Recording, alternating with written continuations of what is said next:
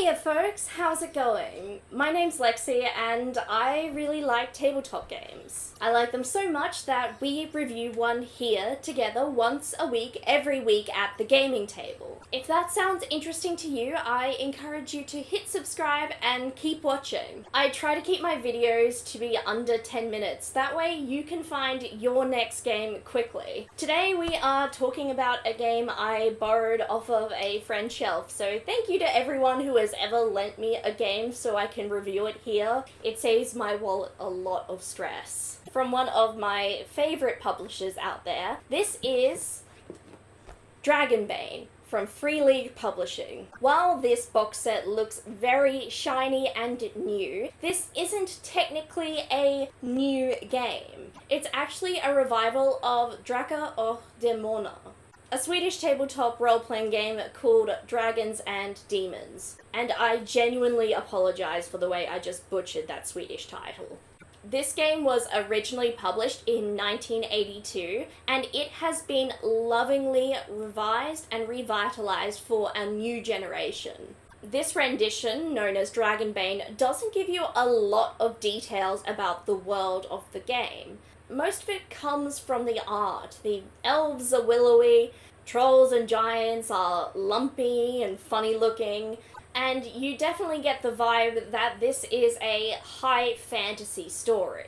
Perhaps in future publications for this game, they'll be giving us a bit more detail. What we know so far is this world was formed in the conflict between dragons and demons. And even when these forces aren't directly fighting one another, they are somehow involved in shaping the world. This is a very fast game to pick up and play. For most tests, a player will roll a d20 and compare it to an attribute score on their sheet. You want to have your die roll the same result as your attribute or lower.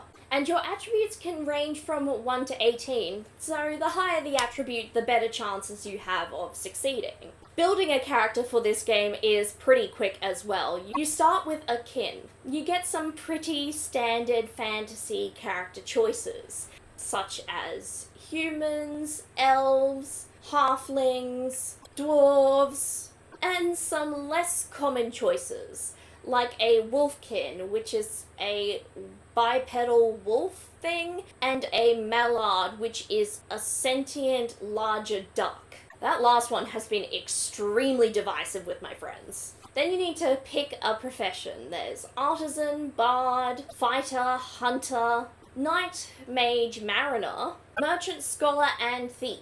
You then need to pick out a name, an age, and work out your attribute scores. For your attributes, you have strength, constitution, agility, intelligence, willpower, and charisma. You calculate these by doing a couple of dice rolls and adding the results together.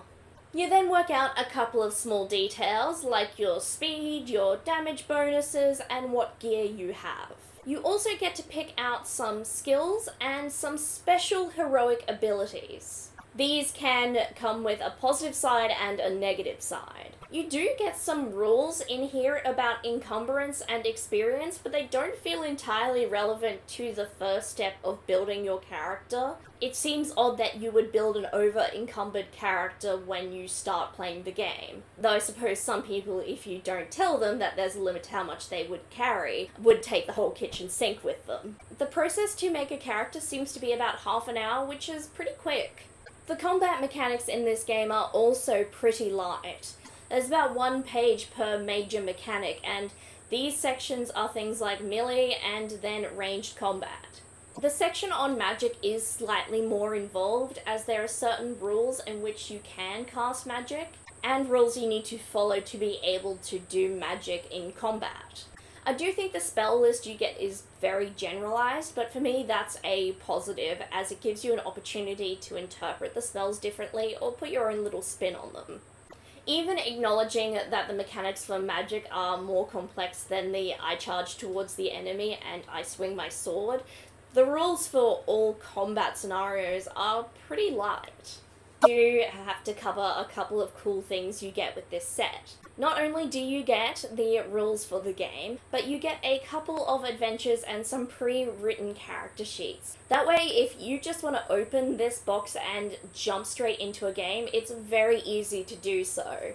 You get a set of polyhedral dice for the game, which aren't anything special, but very useful to have. It is interesting to me that this set includes battle grids, but no GM screen. I know that's not necessarily a standard thing to include, and I know it could be purchased separately, but I think it would be useful even if you had like a paper fold-out one that I guess didn't include as much information. It would still be nice to include. I also would really like it if more kits included just some little pencils or something. Perhaps the standout in this box set are the little cardboard tokens for different NPCs and enemies your characters might go up against in a fight or an encounter.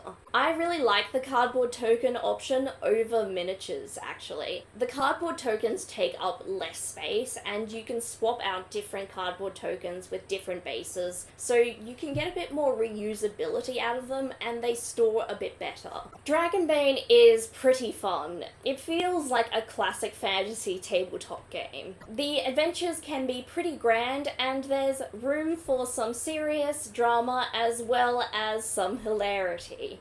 If you happen to be in a group that has in the past enjoyed a certain well-known dragon-themed game, you might really enjoy Dragonbane. It would be a way to try something new that's not a complete shock to the system. This game certainly has what it takes to appeal to the fans of the original Dragons and Demons who were gaming in the 70s to the 80s. This set has definitely given some updates to the game, so newer tabletop fans can come and join the fun as well. The kit is roughly around $50 US, which is a bit of an investment. If you like all the little bits and bobs and you would be interested in the pre-written characters and the pre-written adventures, I think this would be worthwhile to pick up. But if you think you're not going to use anything except the rules, there is the option to purchase a quick start copy of the rules for a lot cheaper, and they will be eventually publishing the rules in their own books, I believe. So those were my thoughts on Dragonbane. I really like the stuff that's coming out of Free League Publishing, even if it's not always exactly to my tastes. I think this one is up my alley, and it's a lot of fun for a lot of different groups. Today I want to ask you all what you think of the kin option of the Mallard. It's caused a bit of debate between my tabletop friends. I personally think they're great, but some of my friends think they're a little silly. But what do you think? While you're there, I encourage you to like this video, hit subscribe, and turn on notifications so YouTube tells you when I've next uploaded. If you really like, you could share this video with a friend, or you could visit my Ko-Fi page. It all really helps.